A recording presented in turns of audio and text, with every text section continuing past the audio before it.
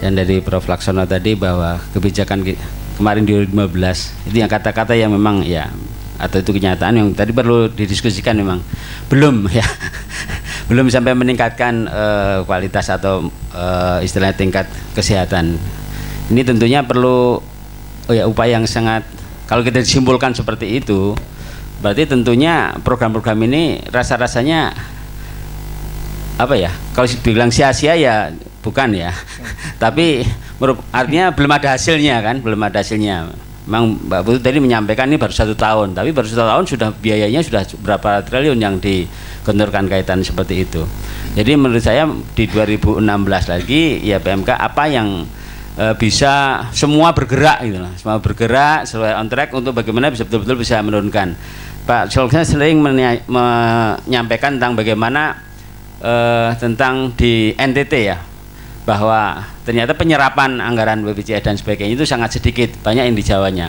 Namun juga perlu diketahui, Prof, kemarin kita mencoba untuk evaluasi di Sarjito sendiri dengan pelaksanaan BPJS itu kita menyumbang dalam tanda petik selama 10 bulan ini sekitar 98 miliar untuk pasien-pasien dengan BPJS. Jadi kita bandingkan antara inasi bigisnya dengan pasien yang kita layani itu ada 98 miliar. Ya memang risiko dari rumah sakit kelas A dan sebagainya. Nah kemudian saya pikir setuju sekali kalau disampaikan masih tanda tanya yang operator itu siapa, regulator siapa, kaitan yang seperti itu.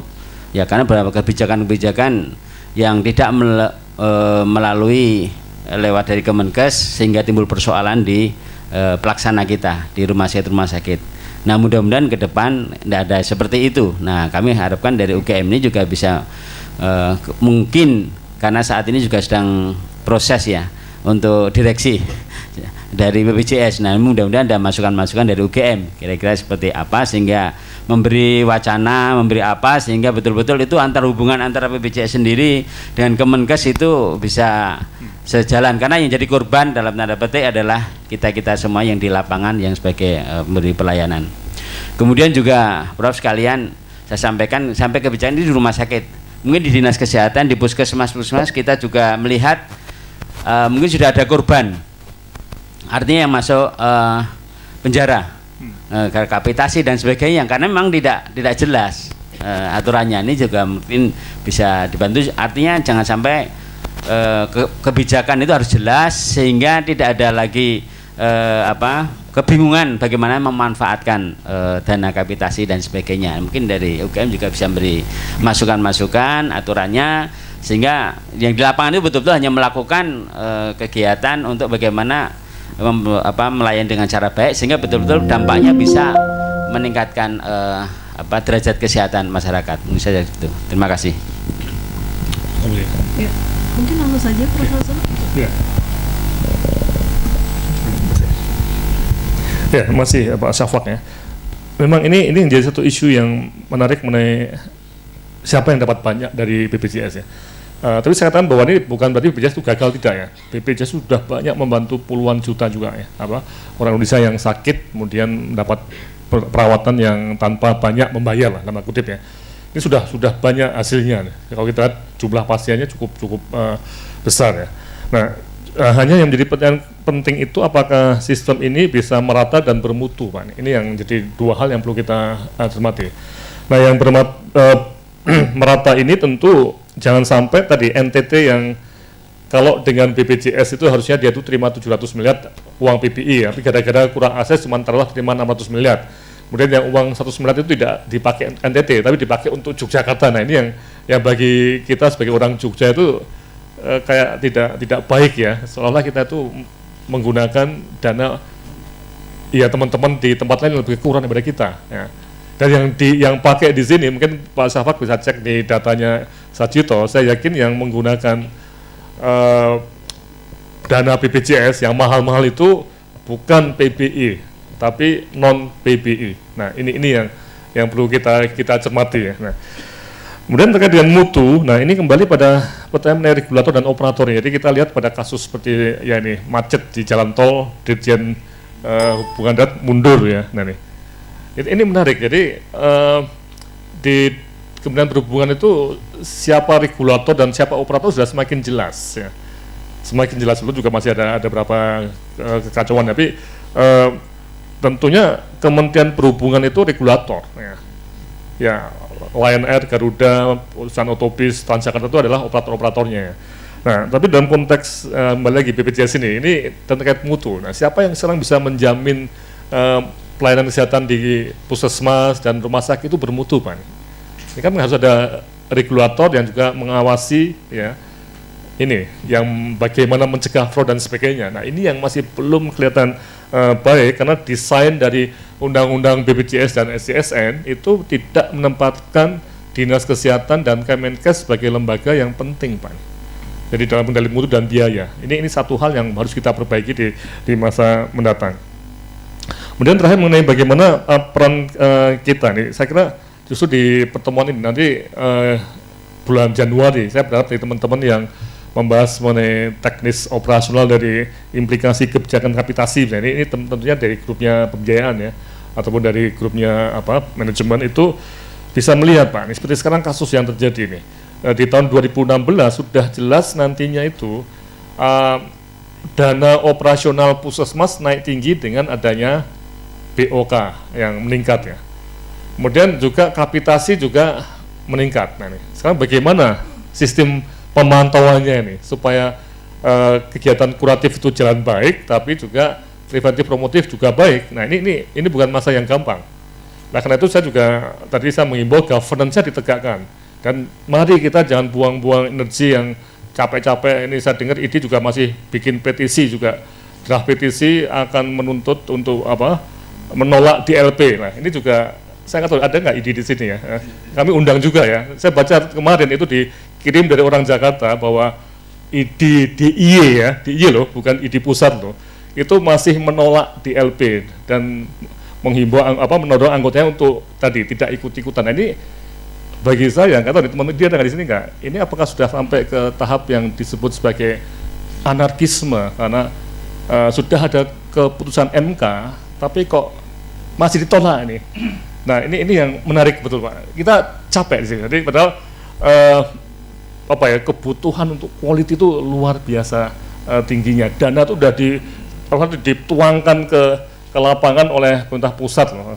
Tapi kalau di lapangannya masih ribut gara-gara soal seperti gini, ya sulit bagi bangsa kita untuk maju nih. Ini saya lihat ini governance kita tuh tolong betul-betul ditegakkan. Jadi kita mari sesama dokter jangan jangan ribut sendiri. Yang hakim itu bingung loh, hakim di MK itu ini kok dokter itu kok ribut sampai ke MK itu kenapa sih? Makanya tolak suruhnya.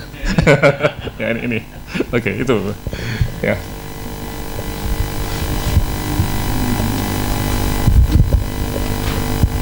Oke, saya tergetek mengomentari sedikit mengenai tadi baru 1-2 tahun evaluasinya, karena kita cukup sering mendapat serangan. Ini ke PKNK baru 1-2 tahun sudah banyak mengevaluasi gitu Pak Laksono, bahwa ini evaluasi harusnya nunggu 2019.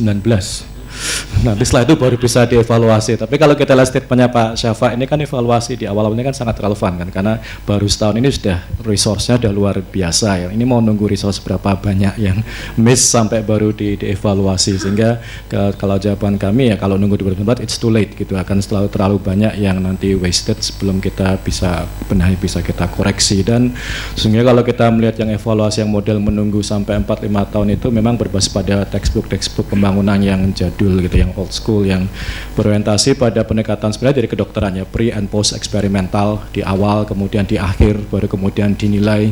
Tapi kalau kita lihat textbook yang baru tidak seperti itu, justru yang namanya evaluasi itu ya terus menerus supaya bisa dikoreksi sambil jalan. Sehingga memang di PKMK ini kita juga menginisiasi untuk Monef JKN yang per tahun, ya Pak Laksono, yang kita share juga dalam forum kebijakan per tahun, karena kita prospek kita seperti itu, bahwa ini harus dari awal dikawal terus, tidak harus tunggu sampai 2019 untuk bisa mendapatkan satu penilaian ini gagal atau berhasilnya. Terima kasih Pak Yodi dan Pak Laksono. Bahkan sebenarnya Prof. Laksono sudah mendorong dari sejak sebelum berjalannya JKN, ya, dari sejak tahun 2013 kita semua, kalau mungkin Bapak Ibu masih ingat, kita sudah didorong untuk merancang, bagaimana bersama-sama merancang monitoring dan evaluasi JKN ini, sehingga ketika berjalan kita sudah punya instrumen-instrumennya seperti itu. Silakan Bapak Ibu yang lain barangkali. Ya, Dr. Zainab. Assalamualaikum warahmatullahi wabarakatuh. Saya masih melanjutkan usulan saya tanggal 23. Jadi terkait dengan sumber biaya atau dana pemerintah yang cukup banyak adalah tadi juga sudah muncul di Prof. Laksono adalah cukai tembakau dan pajak rokok. Nah, ini saya ingin Prof. Laksono dan Pak Yodi ini mengkaji betul sumber pembiayaan ini ya, dan nanti mungkin bisa memberikan masukan-masukan ke pemerintah pusat maupun pemerintah daerah tentang penggunaannya, karena saat ini dana ini akan datangnya mendadak. Jadi dinas kesehatan tuh sering bingung pada waktu dana ini datang, mereka tidak siap untuk apa ya. Jadi padahal dananya cukup besar. Jadi ini mohon mungkin ini sebuah sumber biaya yang cukup banyak yang bisa mendukung peningkatan kesehatan masyarakat. Itu aja Pak. Saya jadi selain JKN mohon cukai tembakau dan pajak rokok ini mendapat perhatian khusus. Terima kasih. Assalamualaikum warahmatullahi wabarakatuh. Ya, masih Bu Zainab ya. Nah, ini memang satu isu yang memang perlu kita teliti betul ya. Memang di beberapa tempat itu dana bagi tadi ya, cukai tadi ya, itu malah justru dipakai untuk hal yang membuat petani tembakau lebih banyak lagi berkembang ya. Nah, ini yang menarik ya. Dan juga ini juga dari teman-teman UI juga banyak membahas mengenai cukai tembakau yang dialihkan ke atau di-earmark ya. Di-earmark itu diarahkan ke JKN. Ini bisa jadi sumber pembiayaan yang kuat. Tapi ini butuh semacam kemampuan politik dari pemerintah. Nah, tapi sekali lagi bahwa kalaupun pembiayaan itu meningkat, tapi kita nggak siap untuk apa ya tadi, ya mungkin juga tidak bisa dipakai dengan baik. Termasuk juga ini yang tadi saya juga belum memberikan semacam detailnya ya, tentang jumlah dokter tadi yang masih kurang dan tidak merata tadi. Nah, ini juga harus kita cermati. Bagaimana supaya spesialis bisa didorong ke daerah terpencil misalnya seperti ini. Atau daerah-daerah terpencil tadi menyekolahkan spesialis seperti kegiatan di NTT dengan sister hospital, di mana dokter-dokter muda NTT bisa mendapat semacam wildcard ya, semacam jalur lebih mudah masuk ke perguruan tinggi seperti ini, tapi dia harus kembali dan bekerja selama lebih dari 10 tahun di daerah terpencil. Nah, hal-hal ini yang kita memang butuh anggaran. Saya kira ini kita lagi tidak hanya bicara mengenai pembiayaan, tapi juga bagaimana kebijakan yang lainnya supaya tadi terjadi suatu reformasi yang menyeluruh, bukan cuman pembiayaan tok, itu maksudnya. Masih. Oke, terima kasih Bu Zainab. Ya, ini memang menarik ya, cukai terus pajak rokok. Kami juga sebenarnya berminat, ini mungkin bisa kita kembangkan lebih lanjut, sinteks ya ini ya. Dan kalau kami bercita-cita sebenarnya tidak hanya rokok ya. Kalau kita lihat sinteks sekarang yang baru banyak dieksperimentasi juga merambah ke pajak untuk soft drink. Di India, di Meksiko, ini terkait dengan outlook yang kami sampaikan tahun kemarin bahwa soft drink ini konsumsinya luar biasa tinggi gulanya, kalorinya, sehingga sangat resiko besar untuk epidemi diabetes. Indonesia kita sudah nomor 5 besar di dunia, sehingga sebenarnya kita juga perlu berpikir apakah kita perlu melakukan sinteks seperti ini untuk soft drink. Cita-citanya Coca-Cola itu semahal mungkin gitu, biar orang nggak minum Coca-Cola atau Sprite atau Fanta, sehingga kembali ke ini saja. Yang kita sebutkan di forum ini, jadi banyak sekali yang bisa kita kembangkan lagi terkait dengan sinteks. Tidak hanya rokok, tapi bisa merambah ke produk-produk yang lain kita anggap itu beresiko untuk kesehatan kita. Ya, terima kasih Prof. dan Pak Yudi. Jadi untuk sumber-sumber pembiayaan kita masuk ke masalah cukai tembakau dan rokok aja masih susah ya. Tadi yang soft drink, fast food, alkohol juga menjadi faktor-faktor risiko bagi masyarakat, sehingga harusnya itu juga dikenai pajak yang besar karena mereka sudah menyodorkan risiko kepada masyarakat kita dengan menyajikan hal-hal tersebut. Ya, silakan dari luar bagaimana? Bapak Ibu yang ada di ruangan ini silakan untuk menyampaikan lagi kalau ada pertanyaan lainnya atau tanggapan, sambil menunggu teman-teman yang dari luar yang akan merespon. Silakan, mohon disebutkan nama dan asalnya. Terima kasih, nama saya Taning dari Universitas Progo. Menarik sekali apa yang disampaikan Pak Laksono maupun Pak Yodi. Memang mungkin ada beberapa yang perlu kita diskusikan Pak berkaitan dengan tadi disampaikan Pak Yodi bahwa sampai hari ini pun indikator-indikator yang harus dicapai belum fix gitu ya.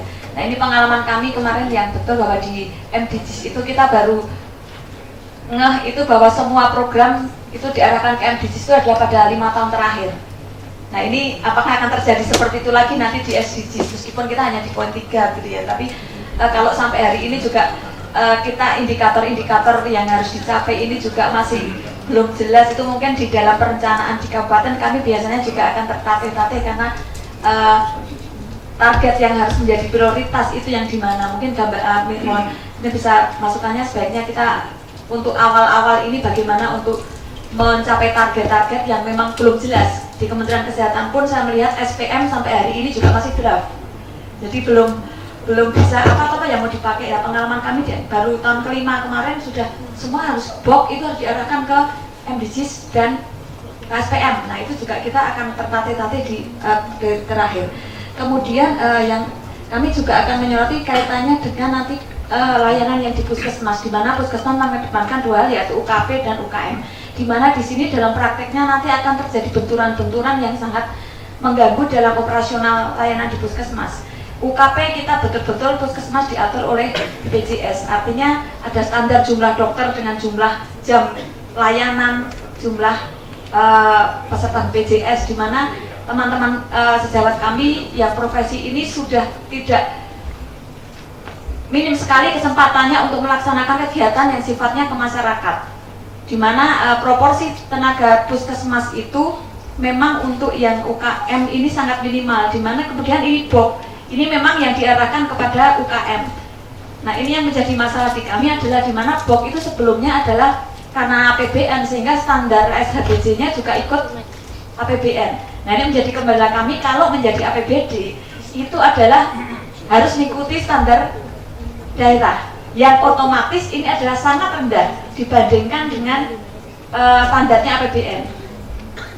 Apakah nanti juga dengan dana sekian itu apakah yang UKM kan lebih banyak untuk yang di lapangan. Nah ini apakah tidak mengganggu lagi di layanan, karena kami yang di program, karena saya pegang di P2PL itu bahwa teman-teman itu juga sekarang kesulitan sekali untuk membagi antara pekerjaan manajemen dan pekerjaan klinis, di mana puskesmas dengan akreditasi, rumah sakit dengan akreditasi, kemudian BLUD dan sebagainya itu membutuhkan tenaga-tenaga manajemen yang waktunya cukup banyak, sehingga saya melihat teman-teman puskesmas sekarang ini banyak pulang itu jam 4, jadi 6 hari kerja tapi terpulang jam 4 karena mengejar target manajemen, di mana pagi harus layanan. Ini mungkin tadi Mas sudah dipermasalahkan bahwa SDM masih memang belum seperti yang diharapkan. Ini bagaimana ke depan kaitannya dengan pembagian pekerjaan memang untuk yang praktisi klinis mestinya ya di layanan itu, kemudian yang di UKM dan di manajemen ini juga harus jelas siapa orang-orangnya sehingga pekerjaan-pekerjaan ini semua bisa sinkron dan sejalan. Jadi memang kami terus terang dengan teman-teman puskesmas sekarang salut gitu ya, karena kalau saya boleh memilih, saya untung puskesmas itu zaman dulu gitu ya, si Sambi saja masih bisa jalan. Sekarang tidak bisa lagi, mereka harus mempertanggungjawabkan uang yang sekian banyak dengan sistem keuangan yang bagus, tapi satu sisi juga dituntut kegiatan layanan yang standarnya memang juga dituntut terstandar. Satu sisi yang pelayanan masyarakat juga padahal SDM-nya sama. Jadi saya terus terang selalu dengan puskesmas, mereka pulang jam 4. Kalau saya membuka di sosmed teman-teman saya puskesmas itu keluhannya itu sampai gara-gara akreditasi, gara-gara ini mereka menjadi jarang pulang. Itu terima kasih. Ya, terima kasih Bu. Mungkin Pak Yodi dulu memberikan tanggapan sebenarnya. Terima kasih Bu Baning. Ya, jadi memang benar MDG waktu itu tahun 2001 sampai 2010 itu bisa katakan persenan 1, persenan 2 gitu. Terus persenan 3, 4-nya itu pada 2010 ke sana sampai 2015. Itu tidak hanya di Indonesia, di mana-mana, dan itu memang banyak faktornya. Antara lain juga kalau kita lihat ownership dari MDG itu awal-awalnya, karena praktis MDG itu jatuh dari langit.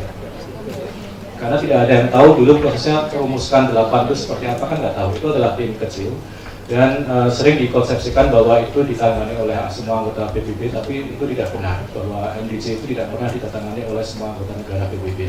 Yang ditangani adalah UN Declaration untuk Millennium, itu 2000, itu beda sekali dengan MDG. MDG itu annex baru muncul 2001, indikatornya baru muncul 2003, dan itu masih banyak yang mengadopsi, direview lagi 2008, baru akselerasi, baru 2010 kemudian itu masuk persenan 3-4 di negara-negara itu. Jadi prosesnya memang panjang sekali untuk kemudian bisa masuk ke dalam perencanaan domestik di masing-masing negara, untuk bisa masuk ke RPJMN, ke SPM dan sebagainya itu lama sekali, sehingga akhirnya bisa masuk instrumen akreditasi rumah sakit dan seterusnya itu baru 2010 ke sana semua.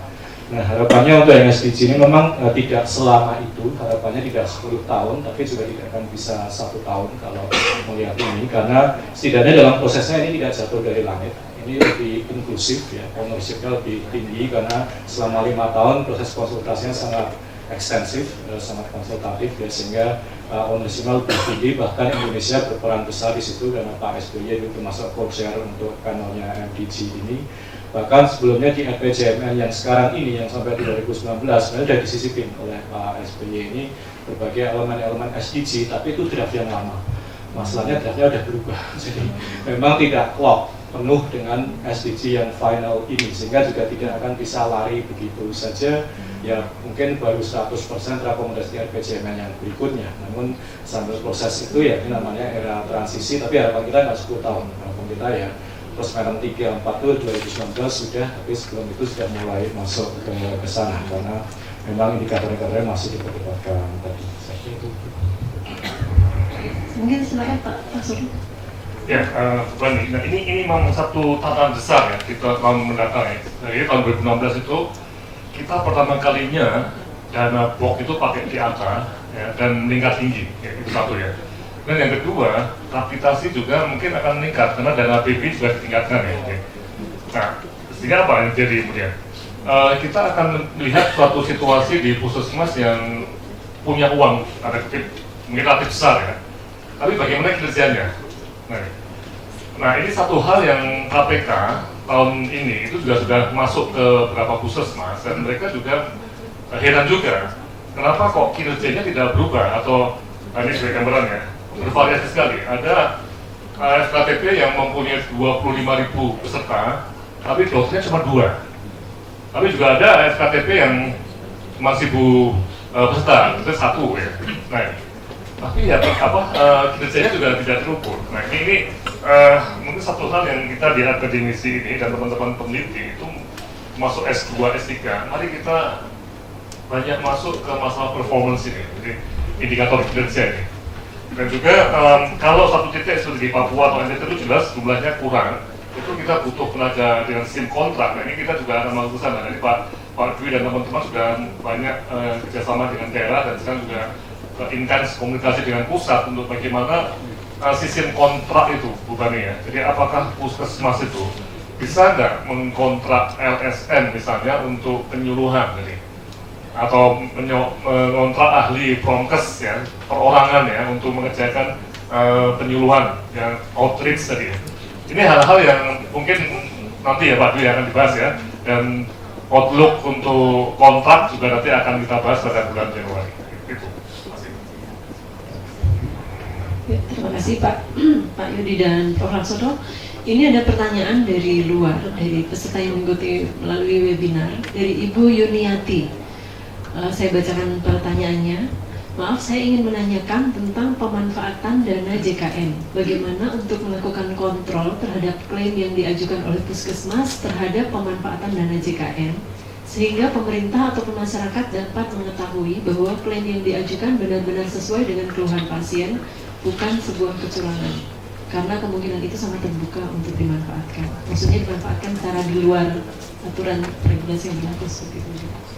Ya, ini yang jadi tadi, masuk governance juga ya, apa peran dari BPJS dan Dinas Kesehatan ya. Ini saya kira klaim memang betul puskesmas juga ada sedikit klaim ya, tidak hanya sebagai kapitasi ya, ada sebagian tapi sedikit ya.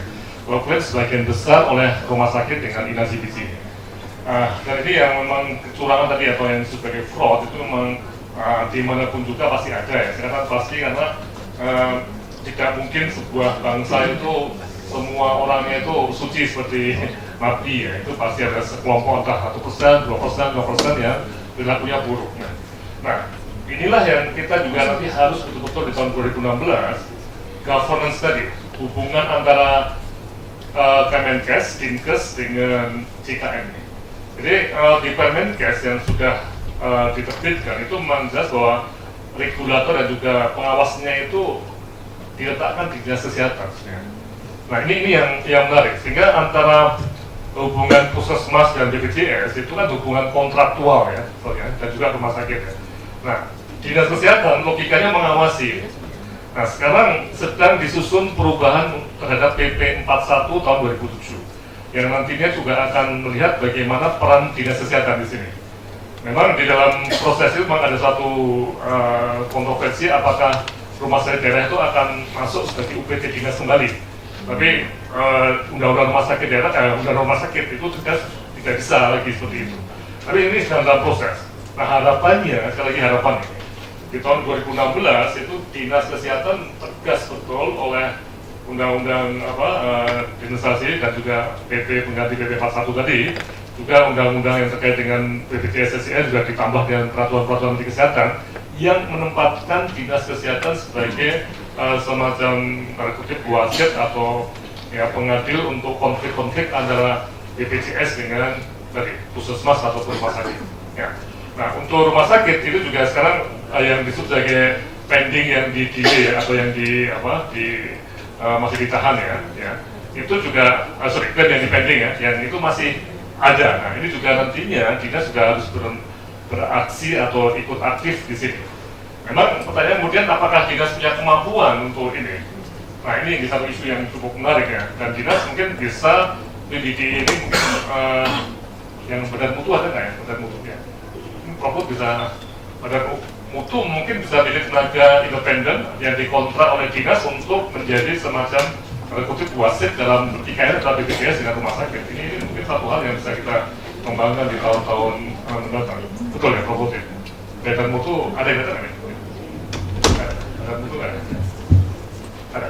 Ya, tapi kita berharap ada kelompok ahli di tiap provinsi dan rumah sakit dan kabupaten yang membantu Dinkes untuk menghadapi kasus-kasus seperti itu. Jadi apakah bisa dikatakan bahwa itu sebenarnya kita mulai masuk ke aspek yang reformasi yang lain selain pembiayaan gitu ya Pak? Termasuk tadi masalah SDM yang harus ditingkatkan kapasitasnya baik di SDM dinas kesehatan maupun SDM kesehatan yang lain. Ya itu tadi saya betul, kalau kita hanya mikir kebijakan pembiayaan saja, ini seperti kita itu membuat barang setengah jadi atau setengah apa bentuk tidak lengkap dengan semuanya. Nah ini yang kita harus betul kita harapkan bisa jalan. Terima kasih Prof. Laksono. Kita masih ada waktu sekitar 6,5 menit. Ada peserta dari luar juga yang ingin menanyakan langsung ya, bukan melalui teks tapi ingin berbicara langsung. Kami persilakan.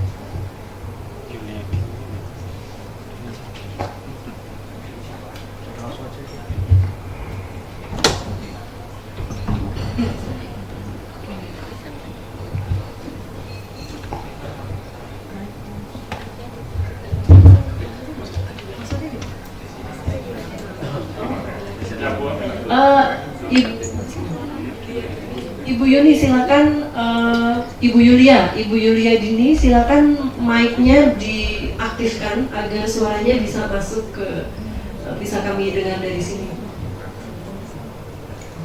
Oh ya, terima kasih Ibu. Saya Yulia dari Peminatan KMPK. Di sini saya pengen menanyakan dengan Prof. Laksono. Tadi kan disinggung-singgung masalah sistem kontrak. Nah, untuk seleksinya sendiri itu nanti akan seperti apa? Karena untuk kami yang fresh graduate itu yang menarik. Ya. Ya, oke. Sudah? Ya. Nah, sudah Prof. Ya. Langsung ya. Ya ini justru ini yang sedang dibahas oleh tim di Biro Perencanaan ini. Untuk promkes misalnya itu nanti ada kegiatan-kegiatan yang sifatnya entah itu paket-paket atau mencari narasumber atau tenaga ahli ya. Dan ini yang kita harapkan juga ya, bahwa sektor kesehatan itu nantinya sama dengan sektor PU, sektor yang lainnya itu ada tenaga ahli yang bisa dikontrak entah perorangan atau kelompok untuk membantu melaksanakan tugas dari kementerian. Jadi sistem kontrak ini. Dan nanti akan dibahas lebih detail pada outlook sistem kontrak ya. Itu kapan Pak? Tanggal berapa? ya outlook sistem kontrak tahun depan kan yang Januarinya yang lebih detailnya. Belum di fix ya.